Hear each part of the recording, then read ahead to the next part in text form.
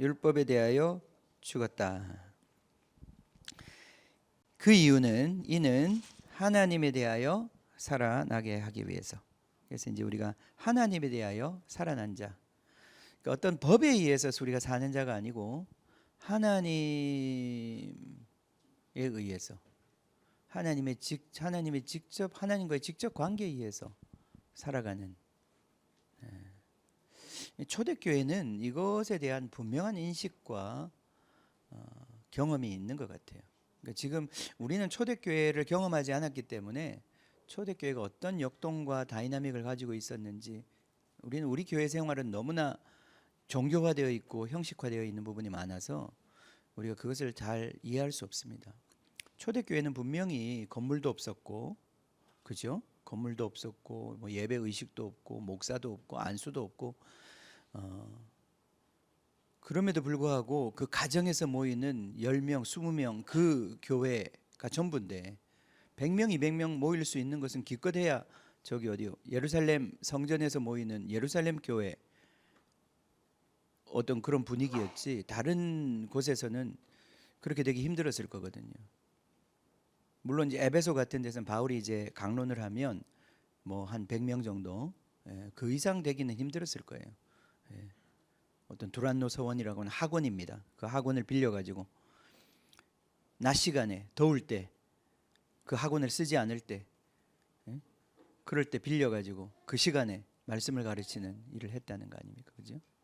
그럼에도 불구하고 그들이 그 짧은 시간에 이 하나님께서 직접 가르치시는 성령의 인도함을 받는, 요한 1서에서 요한이 기름 부으심이 모든 것을 가르친다, 그런 말을 할 정도로 그들에게 있어서는 신앙생활의 어떤 이 정말 크리스천들과 그 정말 성숙하게 된 그리스도인들과 함께 생활을 하다 보면 수년 내에 그들은 성령을 받고 성령의 인도함을 받고 성령에 의해 살아가는 삶, 하나님에 대하여 살아난 삶, 그 삶에 대해서 눈뜨기 시작했단 말이죠.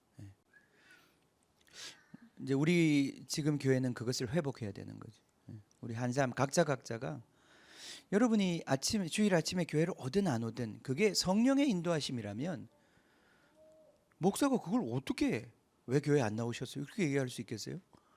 여러분이 교회를 오다가 성령이 바람처럼 인도하셔서 상갈소망교회를 가게 하셨어요. 이해할 수 없어요.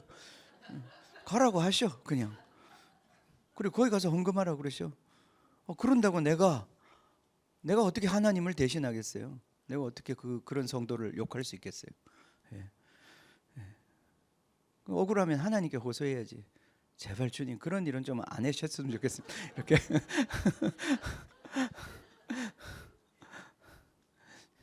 그러니까 여러분이 이제 사람의 어떤 그 어릴 때나 이렇게 해라 저렇게 해라 이렇게 지시를 받는 거, 우리 아직 어리니까 목사님의 지도도 받아야 되고 조언도 받아야 되는데, 여러분이 점점 그것에 얽매여서 언제까지 그것에 얽매여서 신앙생활을 할 수는 없다는 거예요. 결국 여러분이 주님 안에서 자라간다는 것은 하나님과 직접 소통하는 것에 이제 눈이 열리는, 그게 시온의 대로잖아요. 시온의 대로를 마음에 갖게 되고, 그래서 여러분이 어떤 문제가 있든지 그분께 피하고 그분께 조언을 구하고 그분과의 관계 속에서 이 모든 것들을 결정하고 풀어나가는 성숙한 하나님의 사람으로 세워지는 것. 그게 우리 복음이 겨냥하고 있는, 목표하고 있는 그런 사람이란 말이죠. 그게 그리스도의 형상이에요. 다른 게 아니에요. 예수님이 이 땅에서 어떻게 그렇게 놀라운 삶을 사셨는가, 그 삶의 원리는 모른 채 우리가 그 모습만 가지고 죽으라고 그것을 흉내내려고 그러면 그게 율법인 거예요. 그 원리와 실체를 모른 채 겉모습만 따라하려고 하면, 그럼 우리가 황새를 못 따라가죠. 뱁새가 가랑이 찢어지는 겁니다. 우리는 더 악하게 되는 거예요. 가랑이가 찢어진 뱁새가 가랑이가 찢었으니까 얼마나 짜증이 나겠어요.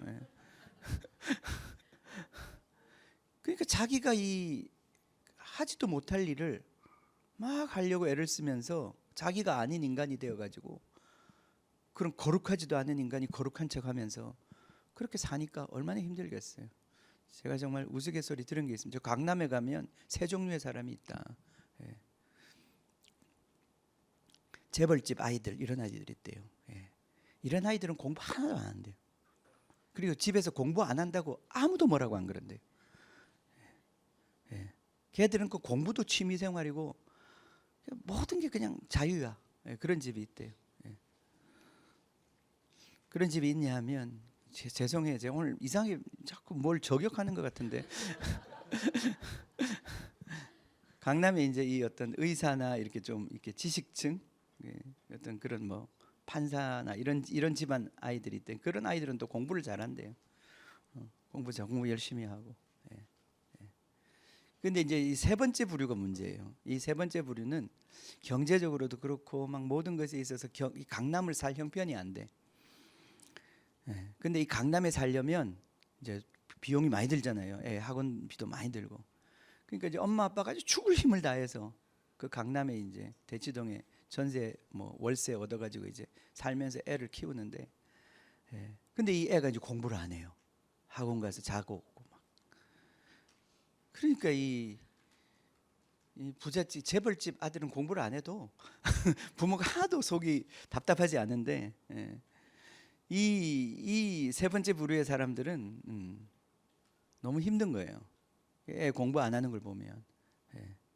그래서 곡소리가 난다는 거예요. 밤마다. 괜히 그 얘기했네. 뱁새가 황새를 따라가려면 가랑이 찢어진다. 예. 그렇게 살 필요가 없는 거예요. 근데 그게 율법이란 말이죠. 그죠? 그 어떤 겉으로만 보고 우리가 예수님을 닮아가려고 그러면 그건 우리 보고 미치라는 얘기, 죽으라는 얘기지. 그게 어떻게 그렇게 가능하겠어요? 그러니까 결국은 하나님이 우리에게 주시는 복음은 이제 우리가 그렇게 될 거라는 겁니다. 예수님처럼 살게 될 거라는 거예요. 근데 그것이 그냥 되는 것이 아니라 하나님께서 우리 안에 성령으로 오셔서 이제 그 삶의 원리를 우리에게 가르치시고 이제 그것을 우리로 하여금 배우게 하시고 익히게 하셔서 우리도 예수님처럼 사는 거예요. 예수님의 원리를 배우는 거예요. 예수님의 사는 원리를 배우는 거예요. 그렇게 할 때 그 예수님과 같은 그런 삶의 열매가 자연스럽게 나타난다는 거예요. 그게 성령의 열매라고 우리가 표현을 하는 거예요. 육체에는 일이 되는 거고 성령에는 열매가 되는 거예요. 그러니까 그것은 자기가 맺힌지도 모를 수도 있어요. 그냥 주님을 따라가다 보니, 주님이 시킨 일을 하다 보니 그냥 내 삶에서 그런 열매들이 맺혀지고 주변의 사람들이 그런 것들을 알아보기 시작하는 거죠. 예. 이게 하나님에 대하여 살아나고자 우리가 율법에 대하여 죽은 거다. 예. 이게 우리 신앙생활의 목표다. 하나님에 대하여 살아나는 거예요. 이제 이분을 우리가 느끼고 환영하고 내 안에서 우리가 이제 이런 얘기가 아니라 할지라도 사람들은 소위 말해서 이제 양심적으로 산다. 양심이라는 게 일단 내 안에서 들려오는 어떤 소리잖아요, 그죠?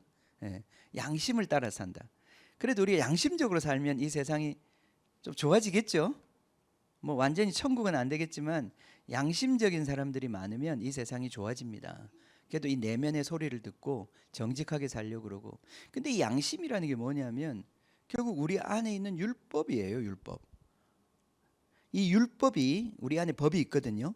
그건 내가 누가 가르쳐 주지 않아도 내 안에 이 법은 내가 다 알고 있어요. 내 머릿속에서 실제로 돌아가는 법이에요.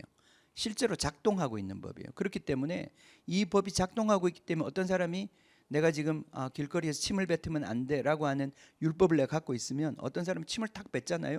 그럼 이게 금방 사이렌이 울리는 거예요. 저거 아닌데.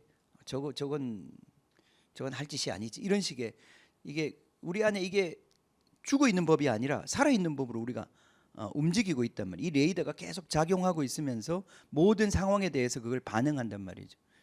그래서 우리 아이들의 행동도 그렇고 우리 부부 간에서도 어떤 행동과 말에 대해서 이게 즉각적으로 이게 반응하는 거예요.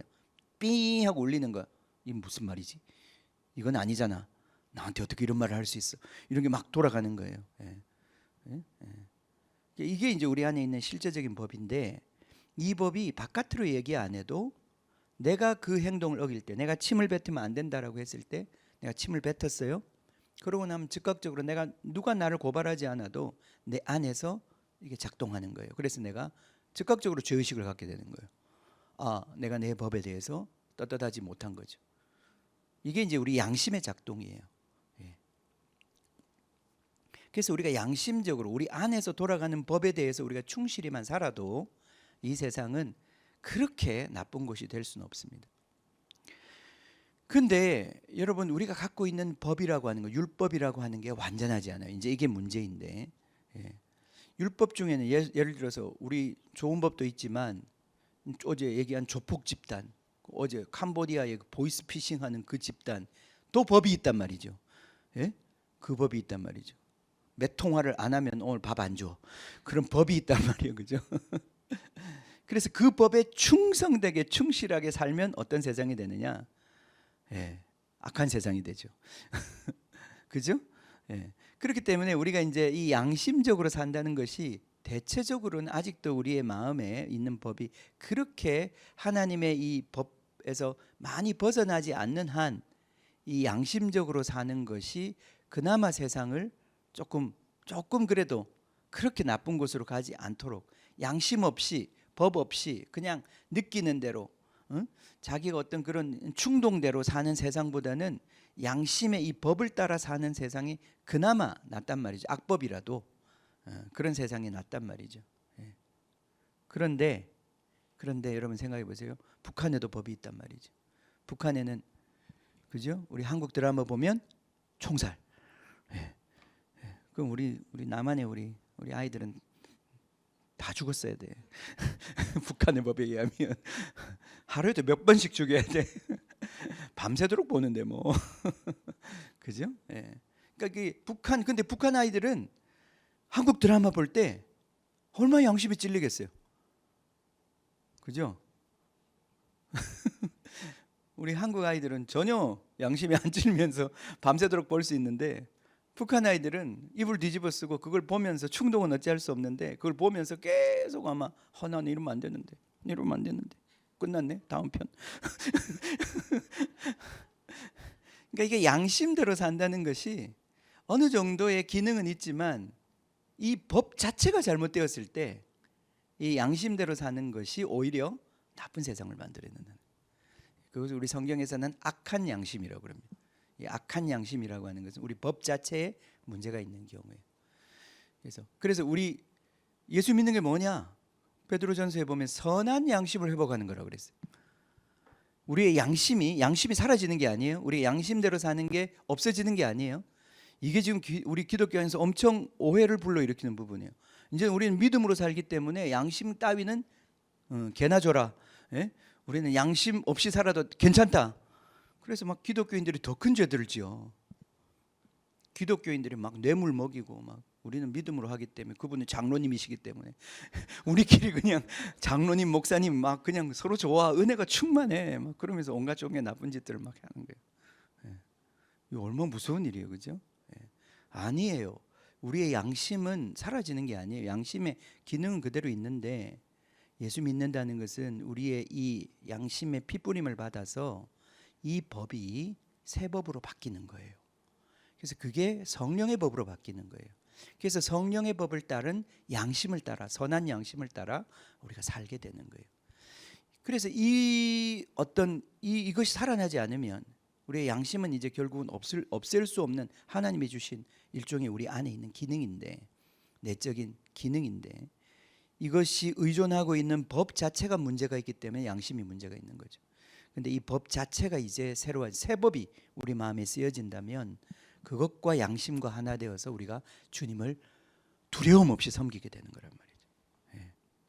아무런 정죄감 없이 우리는 그것으로 주님을 섬기게 되고 살아가게 되는 것이다. 그래서 하나님께 대하여 살아나는 것이다. 이게 우리의 신앙의 목표다. 하나님을 느끼는 것, 하나님과의 관계 속에서 하나님의 음성이 들리는 것. 이런 말이 너무나 여러분에게 이렇게 멀게 느껴질 수 있어요. 그런데 이런 표현을 쓸 수밖에 없어요. 목자의 음성을 따라가는 것, 예수님을 따라가는 것, 성령의 인도함을 받는 것. 성령의 인도함을 받는 자들이 하나님의 아들이다. 하나님의 아들이 정의가 뭐냐? 로마서에서 그건 성령으로 지금 인도함을 받고 있는 상태에 있는 사람. 갈라디아서에서 하나님의 아들의 그 정의가 뭐냐? 하나님의 아버지의 영을 받아서 그분을 아바 아버지라고 부르는 그분과의 아바 아버지의 관계를 맺은 그가 바로 아들의 영을 가진 자가 바로 하나님의 아들이다. 그리고 그렇게 그 영에 의해서 살아가는 자들이 하나님의 아들이다. 아주 명확하게 우리에게 정의해주고 있습니다. 자, 갈라디아서 2장 20절. 내가 넘겨야죠. 자, 계속 계속 까먹어. 자, 갈라디아서 2장 20절. 오늘 이 말씀 이제 잘 이해하고 우리가 기도했으면 좋겠습니다. 너무나 유명한 말씀이고 우리 기독교 신앙의 우리 복음의 가장 정수라고 할 수 있는 말씀입니다. 자, 요걸 제가 번역을 좀 이렇게 더 자세하게 한번 해봤습니다. 내가 그리스도와 함께 십자가에 못 박혔다. 이렇게 시작하죠. 내가 그리스도와 함께 십자가에 못 박혔다. 여러분 그리스도와 함께 못 박히셨습니까? 언제 못 박히셨습니까? 못 박히신 거 맞아요? 자, 우리가 일단은 예수님이 못 박혔다는 거는 오케이. 그거는 우리가 믿어요, 그죠? 성경책에 쓰여져 있어. 예수님 손 우리가 만나면 못자국도 있을 거예요. 예수님이 십자가에 못 박혔다. 오케이. 그건 의심 없어요. 믿어요, 내가. 나는 언제 못 박혔냐고요. 나는 언제 못 박혔냐고. 이게 무슨 말이냐? 바울이 언제 못 박혔냐 말이죠. 바울이 못 박힌 적 있어요? 없습니다. 바울은 못 박힌 적 없어요, 그죠? 그럼 이게 무슨 말이냐? 자, 예수님의 그 십자가에 못 박히는 그 죽음에 바울이 동참했다는 뜻이잖아요, 그죠? 어떻게 동참했어요? 그걸 자기가 받아들였다는 뜻입니다. 예수님의 죽음을 나의 죽음으로 받아들였다는 거잖아요, 그죠? 예수님의 죽음이 예수님 죄 때문에 죽은 것도 아니고 예수님의 실수 때문에 죽은 것도 아니고 예수님의 그 어떤 억울한 죽음도 아니고 예수님의 그 죽음을 나를 위한 죽음, 나의 죽음으로 내가 그것을 받아들였다는 뜻입니다. 그죠? 그때 우리가 예수와 함께 십자가에 못 박히는 거예요. 예수의 죽음을 나를 위한 죽음, 내 죄를 위한 죽음, 그것으로 내가 받아들였다는 뜻이에요. 그게 내가 예수 그리스도와 함께 십자가에 못 박혔다는 뜻입니다. 그래서 저걸 받아들인 사람이, 그걸 믿고 그걸 받아들인 사람이 예수 죽음이 바로 나를 대신한 죽음이다. 나의 죄 문제를 해결하기 위한, 죄값을 치르기 위한 죽음이다. 이걸 내가 믿음으로 받아들인 사람, 이 사람이 바로 십자가에 그때 못 박히는 것입니다. 이것을 자기가 이제 공개적으로 고백하고 시인하는 것을 우리가 세례라고 하는 거예요. 그렇죠? 그게 세례인 것이에요. 세례는 그냥 종교적인 입회 과정이 아니고 이 예수의 죽음을 나의 죽음으로, 나를 위한 죽음으로, 나의 죄 때문에 죽은 것으로 내가 인정하고 받아들이는. 그래서 우리가 결국은 세례를 받을 때 그 세례의 형상 자체가 죽는 거란 말이죠. 수장을 하는 거란 말이에요. 물에 들어가서 죽는 거예요. 그래서 예수와 함께 그때 죽는 것입니다. 그래서 우리가 정말 세례식을 은혜 가운데서 의미 있게 정말 할 때 그런 하나님의 임재가 있어요. 저도 이렇게 몇 번 그런 경험이 있는데 정말 그 공개적으로 그걸 표현하고 물속에 잠길 때에 하나님의 기름 부으신 거 임재가 있습니다. 하나님이 그걸 인정하시는 거예요. 그 믿음을 인정하시는 거예요. 그 아들의 죽음과 이 사람의 죽음을 동일시하는 거예요. 하나님의 그 은혜가 거기에 부어지더라고요. 그래서 그것이 세례입니다. 자, 그랬기 때문에 이제는 내가 더 이상 살지 않고 이제 나는 죽었어요. 그리스도와 함께 난 죽어버렸습니다. 반대로 내가 이제 내 안에 그리스도가 살고 있다. 내가 이제 세례를 받고 난 다음에 다시 물 바깥으로 나와서 새로운 세상으로 태어났는데 그 새로운 세상으로 태어난 나의 삶은 그 전에 내가 살았던, 나 혼자 살았던 그 삶이 아니라 예수와 함께 죽고 예수와 함께 살아난 삶인 거예요. 그리고 그 예수가 바로 내 안에 함께 살고 있는 생명으로 다시 태어난 거예요. 그래서 내가 더 이상 살지 않고 반대로 내 안에 그리스도가 생명을 가지고 있다. 그리스도가 살고 있다. 그래서 내가 세례를 받았지만 실제로 죽은 게 아니잖아요, 그죠? 여전히 숨쉬고 똑같은 사람으로, 내가 세례를 받기 전이나 받은 후나 다른 사람이 볼 때는 똑같은 인간이에요. 하나도 바뀐 게 없는 것 같아. 머리에 약간 물 젖은 거 빼고는 하나도 바뀐 게 없는 것 같아. 실제로 그래요. 그러나 바뀐 게 진짜 없는가? 아니에요. 우리 안에 이 예수님의 죽음을 내 죽음으로 받아들인 이 믿음을 보시고 우리 안에 그리스도가 살기 시작하신다는 거예요. 이 고백에 생명을 주신다는 거예요. 이 생명은 우리 육체적인 생명이 아니라 하나님이 주시는 하늘의 생명을 우리 안에 주신다는 거예요. 이건 마치 임신하는 것과 똑같아요. 여자가 이렇게 임신을 했을 때 처음에는 못 느끼잖아요. 너무나 세포가 작고 그건 분명히 이 엄마의 생명이 아니에요. 새로운 생명이 그 몸속에 생긴 거예요. 그건 다른 생명이에요. 이 생명체는 나중에 시간이 지나면 점점 그 실체를 드러내고 이 엄마와는 다른 어떤 생명체로 나타날 거예요. 그죠? 그게 바로 우리 안에 우리가 예수님을 믿을 때 우리 안에 마치 그 작은 변화 같지만 씨앗 안에 있는 변화처럼 우리 안에 뭔가가 생긴다는 거예요. 뭔가가 생긴다는 거예요. 아무것도 안 일어난 것처럼 느낄 수 있어요. 세뇌당했다고 생각할 수도 있어요. 세뇌가 아닌 거예요. 이거는 진짜 여러분이 믿었다면 성령으로 말미암아 여러분 안에 뭔가 태어난 거예요. 뭔가 생긴 거예요. 그 생긴 것을 거듭난 생명, 다시 태어난 생명 또는 위로부터 내려온 생명이라고 하는 것이, 그게 거듭났다는 뜻이에요. 그래서 진정한 여러분에게 십자가와 연합, 회개와 십자가의 연합이 정말 있었다면 여러분 안에 이 예수 생명이 시작이 되는 거예요. 시작이 되는 거예요. 그래서 내 안에 그리스도의 생명이 있는 거예요. 그래서 그 이후에 내가 지금 육체를 가지고 살아가는 이 땅의 삶, 남은 삶이죠. 세례 이후에 남은 삶, 그게 50년이든 60년이든 그 남은 삶은 결국 내가 주체가 되어서 살아가는 삶이 아니고, 내가 사는 것이 아니고, 내가 지금 육신 안에 육신을 가지고 사는 이 삶은 내가 사는 것이 아니고, 내가 더 이상 사는 것이 아니고 하나님의 아들의 것인 믿음으로 산다. 앞에 말을 빼고 믿음으로 산다. 내가 다시 태어난 이 세례 이후의 라이프는 믿음으로 사는 것이다. 그 전의 삶은 믿음이 아닌 것으로 살았고, 그죠? 그 이후의 삶은 믿음으로 사는 것이다. 그죠? 이 라이프 스타일이 달라졌다는 뜻이에요. 그러니까 내가 예수로 인해서 새 생명을 받았는데, 하늘 생명을 받았는데, 이 하늘 생명으로 말미암아 살아가는 이 삶은 다른 방식으로 사는 것이고 다르게 사는 것이다. 그것을 한마디로 믿음으로 사는 것이다. 하박국이 말하고 있는 것처럼 의인은 믿음으로 살 것이다. 그래서 우리는 새로운 삶을 배워야 되는 거예요. 자, 이게 바로 이스라엘 백성이 겪었던 거예요. 홍해를 건넜습니다. 이게 세례잖아요, 그죠? 홍해를 지나왔어요. 자, 광야에 지금 도착했어요.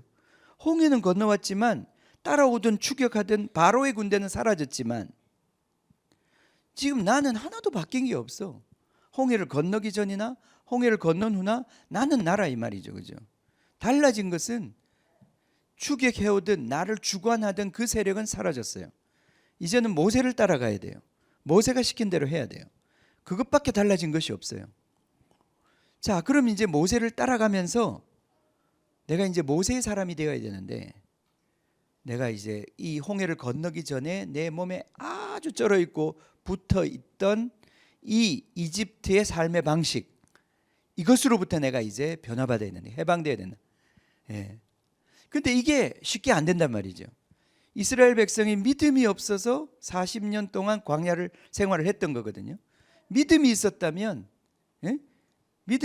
여호수아 갈렙처럼 2년 만에 들어갔을 거예요. 2년 만에 마스터하고 믿음 갖고 가나안 땅에 들어갔을 거예요. 그런데 못 들어갔단 말이죠. 그래서 40년에서 2년 빼면 몇 년? 38년 동안 병자로 누워 있었다, 이 말이죠. 그 베데스다 연못 옆에서. 그게 바로 이스라엘을 상징하는 거예요. 믿음이 없어서 하나님을 기쁘시게 하지 못하고 하나님이 주신 그 약속을 취할 수 없는 상태에 있는, 아직도 이집트는 탈출했지만 가나안에 들어갈 준비가 안 된 그 상태를 말한단 말이죠. 아직도 이 종살이로부터는 풀어졌는데 이 종살이 삶이 너무 몸에 배어가지고 하나님이 말씀하시는 그 자유의 삶을 취할 수 없는 상태. 예. 그래서 이 광야 40년 동안 결국 이스라엘이 계속 같은 자리를 돌면서 계속 돌고 하면서 했던 게 뭐냐? 이 믿음을 배우는 거예요. 믿음으로 사는 것을 배우는 거예요. 그거 배우는데 40년이 걸린 거예요. 예. 그죠? 예. 우리도 지금 신앙생활에 있어서 40년 나는 굉장히 우습게 봤어요. 한 10년 전만 해도 뭐 40년까지 해. 예. 근데 제가 이제 지금은 40년 짧은 거였다. 예. 생각보다 이게 오래 걸린다.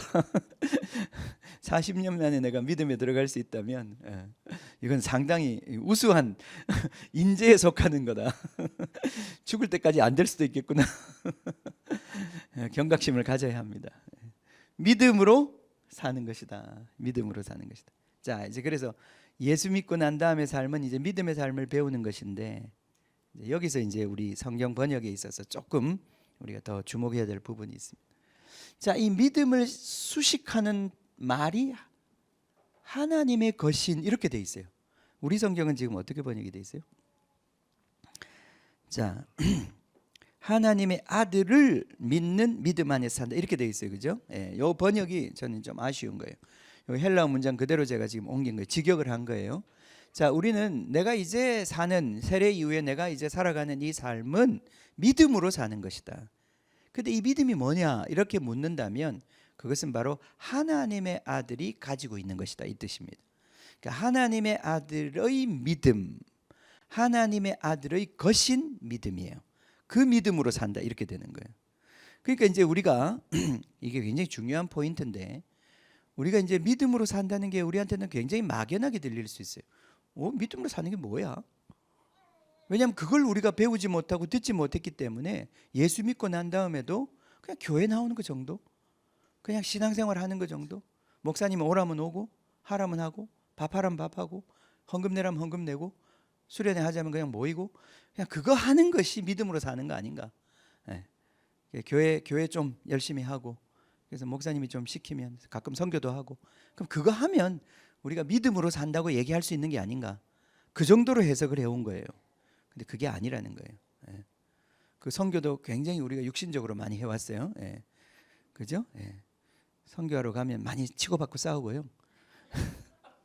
선교를 하러 간 건지, 그냥 뭘 하러 간 건지 모르겠어요. 선교하러 갔는데 또 해외 나가면 우리가 들뜨잖아요. 가고 싶은 데도 많고 먹고 싶은 데도 많고. 리더가 하는 게 마음에 안 들어요. 그래서 끝까지 미워하고 막. 선교지 가면 이렇게 미워하는 사람이 왜 이렇게 많이 생기는지. 마음이 끝까지 안 풀려. 막.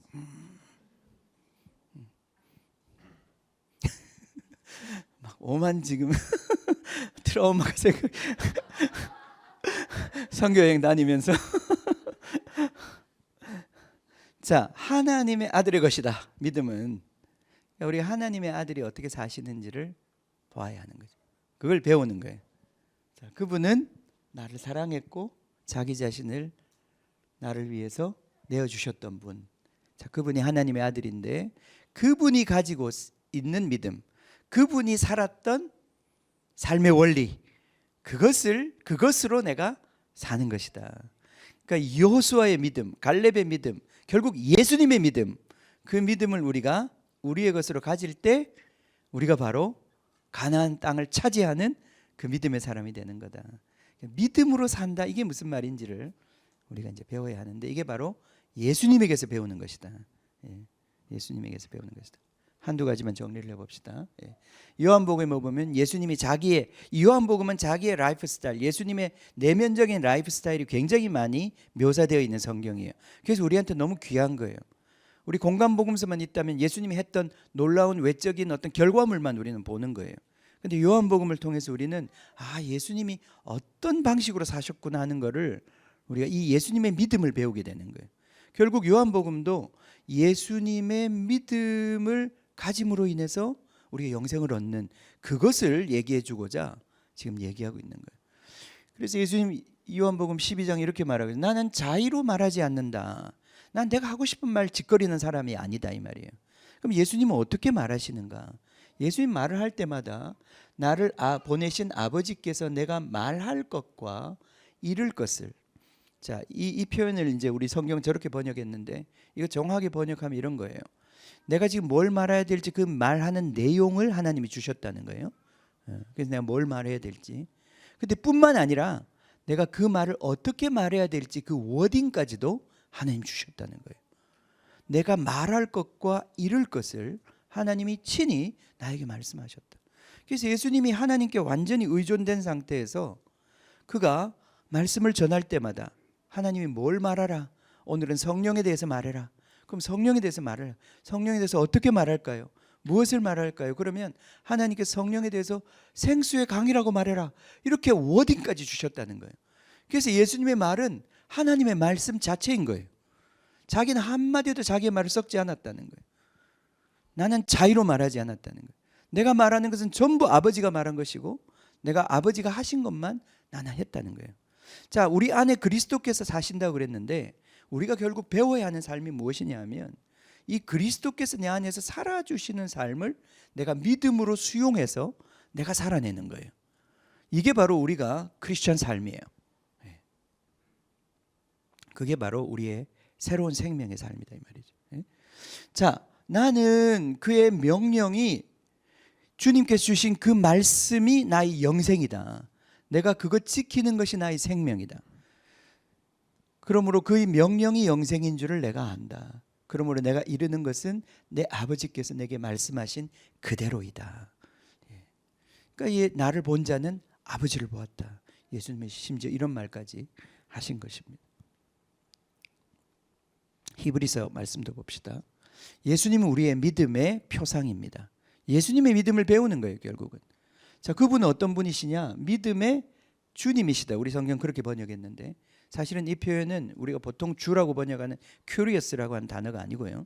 이 단어는 시조라는 단어예요. 그분이 시작하신 분이에요. 마치 알파와 오메가 같은 그런 의미예요. 그분은 우리의 믿음의 시작이에요. 그리고 우리 믿음의 시조예요. 그분을 바라보는 것이 그분이 바로 오리지널이에요. 믿음의 그 믿음을 우리가 배우는 것이죠. 뿐만 아니라 그분은 믿음의 완성자예요. 믿음의 완성품을 보여주시는 분이고 뿐만 아니라 우리의 믿음을 완성하시는 분이세요. 그죠? 그 알파와 오메가라는 뜻과 이게 유사한 뜻이에요. 그래서 우리 믿음이라고 하는 것에 있어서 그분은 시작과 완성을 책임지시는 그분의 어떤 비즈니스라는 거예요. 그래서 우리가 예수님을 결국은 예수님을 통해서 우리가 계속 배워야 하는 것은 예수님의 마인드도 가져야 되고 예수님의 생각도 알아야 되고 예수님의 마음도 가져야 되고 예수님의 라이프 스타일을 배우는 거예요. 그게 예수 제자가 된다고 똑같은 거예요. 마태복음에 5가지 예수님의 가르침이 나와 있는 것은 예수님이 과연 어떤 사람인지 자기는 무엇을 위해 일하는지 그리고 자기와 함께 일한다는 것은 제자들은 어떤 사람이 되어야 하는 건지 그걸 가르쳐 주시고 있는 거예요. 그래서 여기에 그 예수님이 바로 우리 믿음의 반석이시다. 자, 그래서 예수를 바라보자.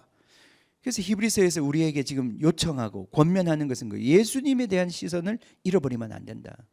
예수님을 계속 주목해야 된다. 영어에 보면 fix our eyes on Jesus. 우리의 시선을 예수께 고정시키고 계속 예수를 잃어버리면 안 된다. 왜냐하면 그 예수가 살아계시는 살아가시는 그것을 우리에게 계시해 주시는 만큼 우리는 세례 이후의 삶을 살아낼 수 있기 때문에 그런 거죠. 예. 자, 예수님 어떤 분이셨는가? 그는 그 앞에 있는 기쁨을 위하여 십자가를 참으사 부끄러움을 상관하지 아니하시더니 하나님 보좌 우편에 앉으셨다. 예. 이것이 바로 예수님이 살아낸 믿음의 라이프 스타일이에요. 이게 모델이에요. 예. 우리도 마찬가지예요. 우리 앞에 있는 기쁨, 그것이 주님께서 우리에게 주신 약속들이에요. 그죠? 예. 그리고 그 약속 때문에 그 약속을 믿고 내가 그 길로 걸어갈 때 사람들의 조소와 방해와 그죠? 그 고난을 내가 견뎌내는 거예요. 예. 죽는 거예요. 그러니까 우리가 십자가를 날마다 진다는 게 바로 이런 뜻이에요. 십자가 날마다 져야 돼. 우리는 예수 그리스도 한 번 십자가에 못 박혀서 예수 그리스도 사람 되었지만 우리는 날마다 죽는 거예요. 그죠? 바울도 나는 날마다 죽는다 그랬고, 예수님도 나를 따라오려거든 너희는 날마다 자기 십자가를 지고 자기를 부인하고 나를 따라와야 된다 그랬어요. 바로 이게 그런 얘기들이에요. 그 앞에 있는 기쁨, 하나님의 약속, 주시는 말씀, 계시, 그것을 믿음으로 내가 이 삶을 견디어내는 거예요. 그것을 순종하는 삶을. 그래서 결국은 주님이 주시는 축복을 받는 거예요. 눈물의 골짜기를 지나가는 거예요. 거기에서 샘이 터져 나오는 거예요.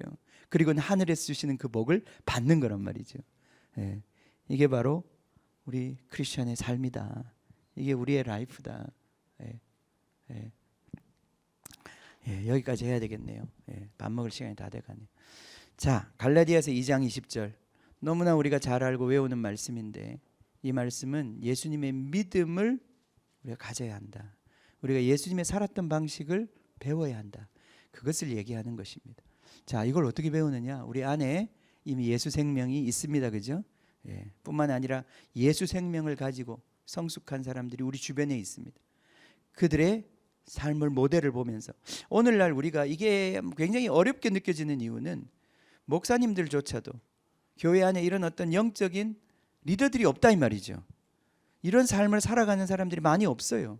그러니까 교회를 다녀도 누구를 어떤 모습을 본받아야 될지 그걸 우리가 잘 보지 못한 책임, 문제가 있단 말이죠. 그죠? 괜찮습니다. 이제 우리가 이것을 다시 우리가 이제 훈련하는 거예요. 그죠? 연습하는 거예요. 그걸 통해서 우리가 빨리 들어가면 좋습니다. 40년씩 안 걸려도 괜찮아요. 빨리 안식에 들어가면 얼마나 좋습니까? 그죠? 또 우리 부모가 그만큼 싸우면 우리 자녀들은 더 쉽게 들어갑니다. 같이 기도합시다. 오전 시간 우리가 갈라디아서 2장 20절 이 말씀을 우리가 중심으로 같이 우리가 이제 보았는데, 주님, 이 말씀이 부담이 아니라 이 말씀이 믿음으로 우리에게 임하기를 원합니다. 주님, 이것은 우리에게 약속이고 우리의 축복입니다. 주님 감사합니다. 제가 올린 찬양 있죠? 그 찬양 한번 해봅시다. 우리 지금이 한 50분 다 돼가는데 우리 1시 10분까지 우리가 좀 말씀 앞에 예배하며 기도하며. 안 올랐어요? 내가 안 올렸어요?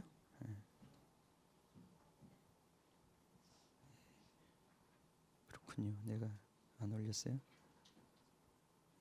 내가 안 보냈네.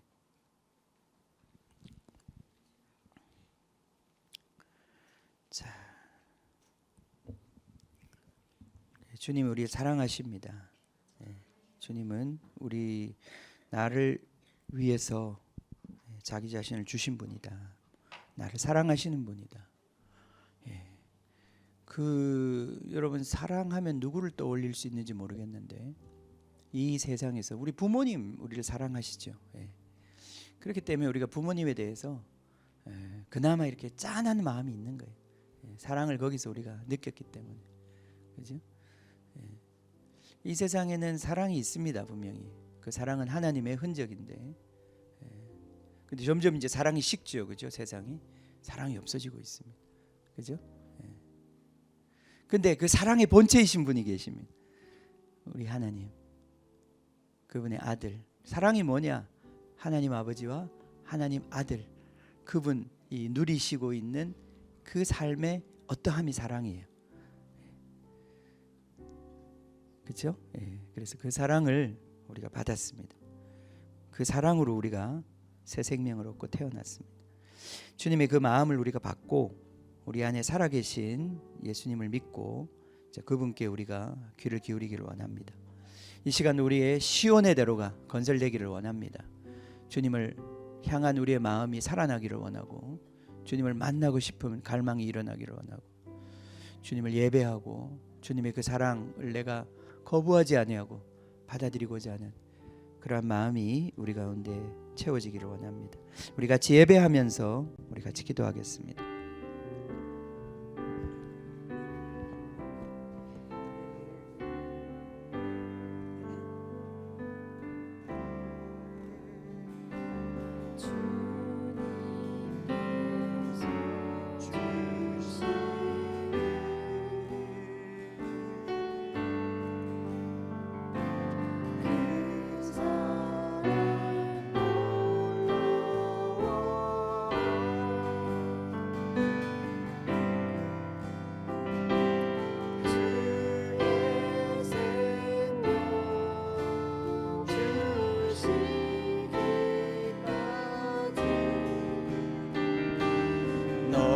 사랑하네 날 사랑하네 너와 날 사랑하네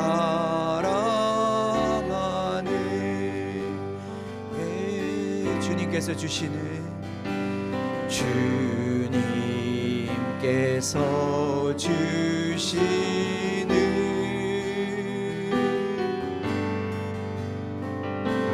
그 사랑 놀라워라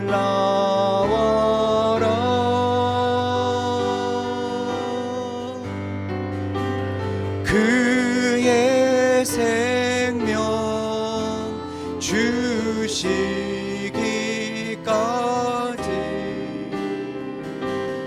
널 사랑하네 날 사랑하네 너와 날 사랑하네 예 주님께서 주시는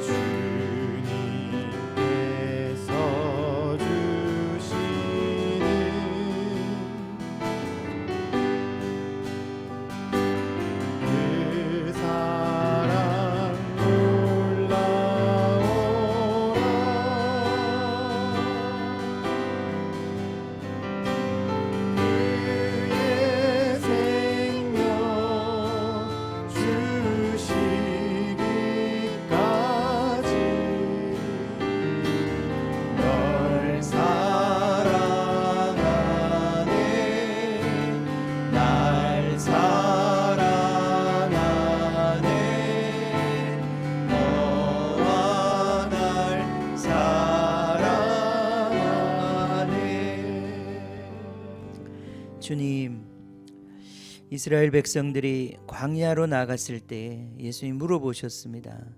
왜 광야로 나갔느냐? 흔들리는 갈대를 보려고 나왔느냐? 아니면 좋은 옷 입은 사람들을 찾아서 나왔느냐? 아니었습니다. 주님, 선지자를 찾아 나선 것입니다. 그들이 하나님의 음성에 목말랐기 때문에 주님, 말로만 듣고 소문으로 듣던 그 하나님의 놀라운 음성, 선지자의 음성, 목말랐기 때문에 주님, 그들이 아무것도 없는 그 광야로 나갔습니다. 주님, 우리가 주님을 원합니다. 주님의 음성을 원합니다. 그 부드럽고 사랑하는 음성을 원합니다.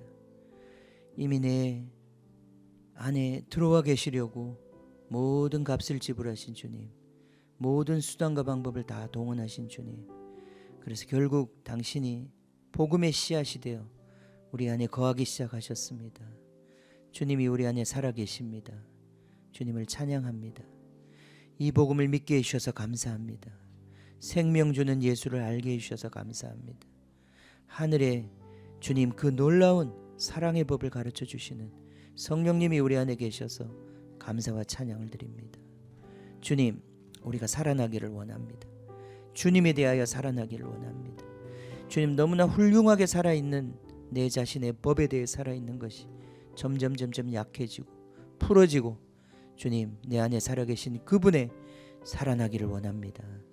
그분에게 반응하고 느껴지고 그분의 음성이 들리는 주님, 이 시온의 대로를 따라 주님과의 관계를 맺는 주님이 놀라운 일이 이 생명의 일이 우리 가운데 더 풀어지기를 원합니다.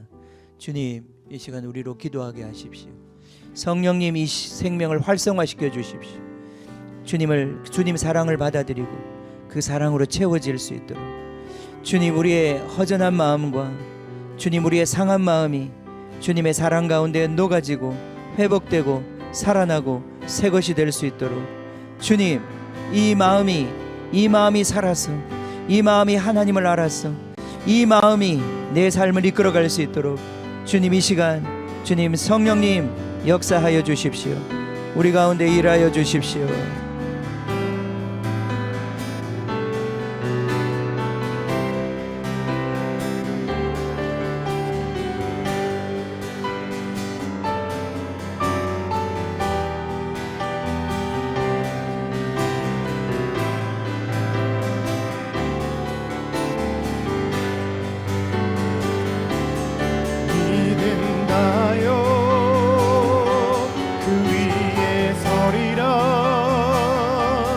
하나님의 나라는 무너지지 않으리.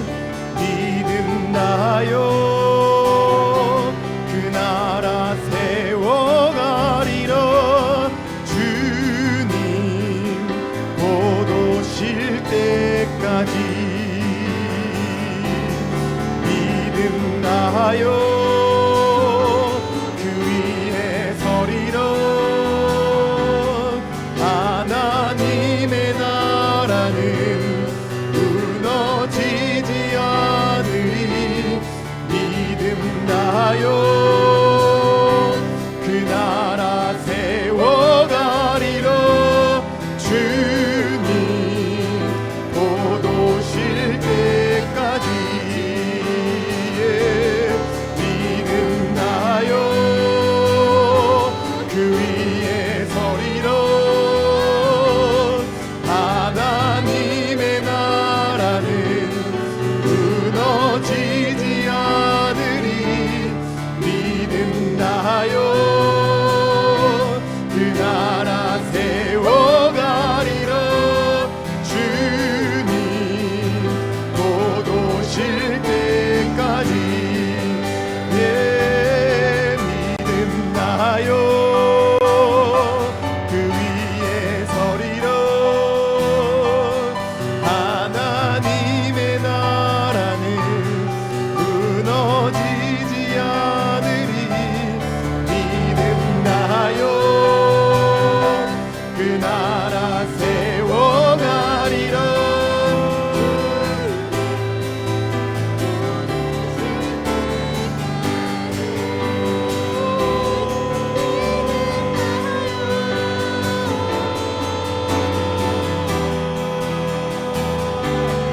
하나님의 나라는 무너지지 않으리. 믿음 다하여 그 나라 세워가리라. 주님 포도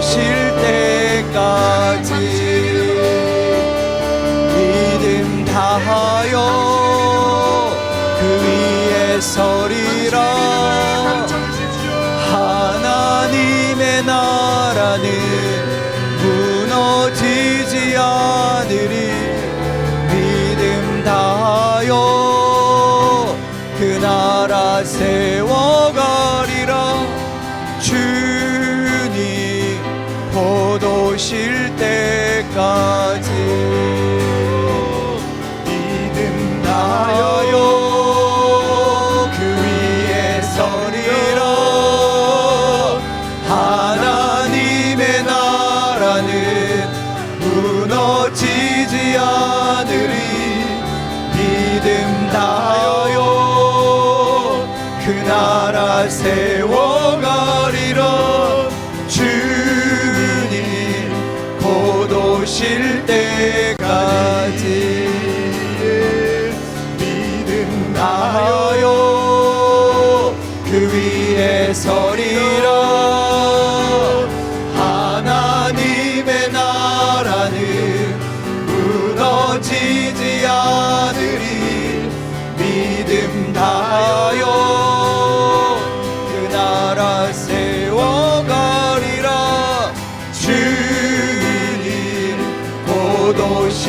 때까지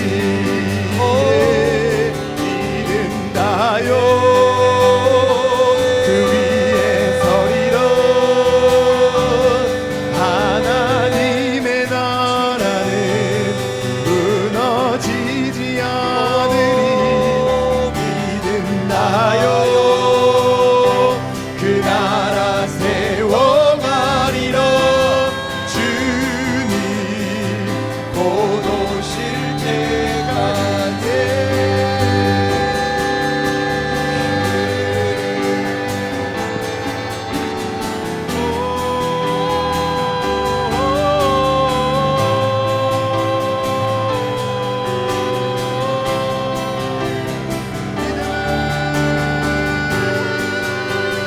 믿음을 주십시오. 믿음을 주십시오. 당신의 믿음을 주십시오. 주님, 당신의 믿음을 주십시오. 당신의 믿음을 주십시오.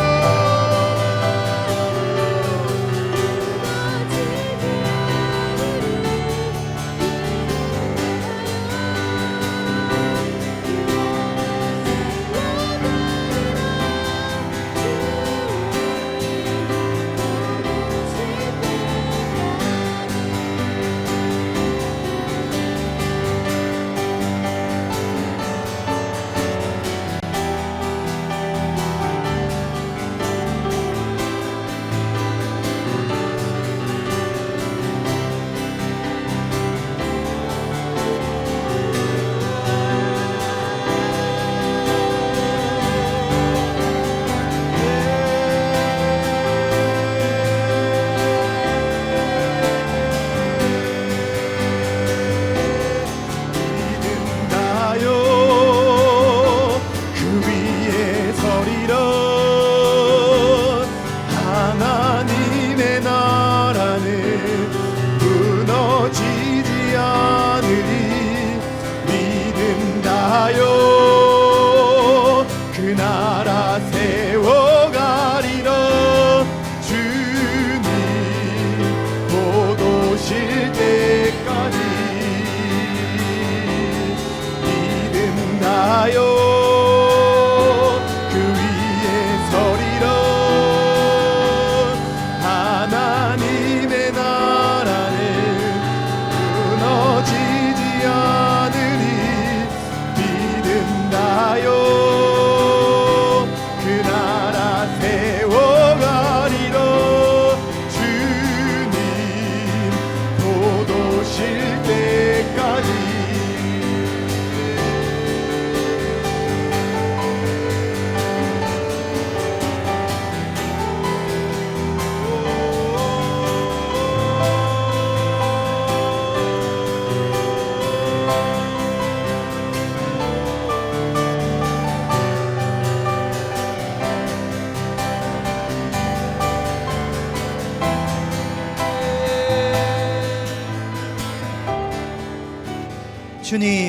주님, 나를 믿는 자는 내가 한 일만이 아니라 주님 나보다 더 큰 일을 하게 될 것이다. 주님, 믿음의 원리입니다. 주님, 나를 믿는 자는 이 나무들어 들리워 저 바다에 심기우라 해도 심길 것이다. 이 산더러 들리워 저 바다에 던지우라 해도 던지울 것이다. 주님, 믿음입니다. 주님, 믿음입니다. 주님, 믿음만이 주님을 기쁘시게 할 수 있습니다. 주님, 예수님이 어떻게 하나님을 기쁘시게 하고 죽음을 이기고 일어나셨습니까? 당신의 믿음입니다. 주님, 우리가 이 믿음을 갖기를 원합니다. 이 믿음을 배우기를 원합니다. 주님, 눈을 열어주십시오. 예수님을 보게 해주십시오. 주님, 보이지 않더라도 우리의 시선을 흐트리지 아니하고 우리의 시선을 그 예수님께 고정하게 하십시오. 주님, 그 예수님이 보여질 때까지, 그 믿음이 보여질 때까지, 예수님이 그 믿음을 우리에게 보여주실 때까지 주님, 우리의 시선을 주님 고정하고, 주님, 그리고 우리가 그 문설주에 앉아서 주님 그 장막을 바라보며, 주님을 바라보며 그 은혜 주시기를 우리가 간구하게 하십시오. 우리에게 이 믿음을 주십시오. 반드시 주실 것입니다. 반드시 우리를 만족시킬 것입니다. 우리를 구원하는 그 놀라운 비밀의 계시를 우리에게 풀어주실 것입니다. 주님을 찬양합니다. 우리의 삶을 우리보다 더 관심이 있으신 분, 우리보다 더 우리의 삶을 잘 아시는 분, 우리를 모태에서부터 조직하시고 계획하신 분, 주님을 찬양합니다. 우리의 인생 헛되지 아니합니다. 우리의 인생 가치 없지 않습니다.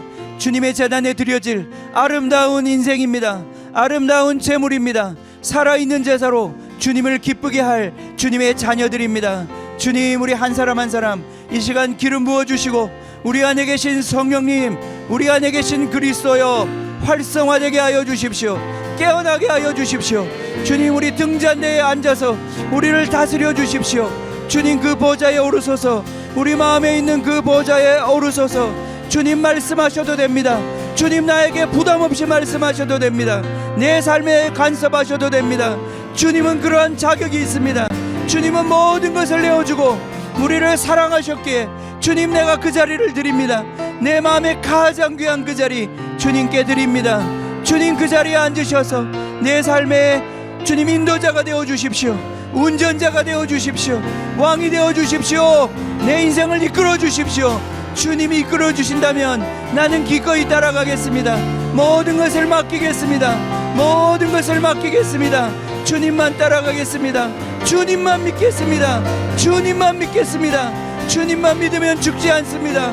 주님만 믿으면 헛되지 않습니다. 주님만 따라가겠습니다. 주님을 찬양합니다. 주님만 믿으면 망하지 않습니다.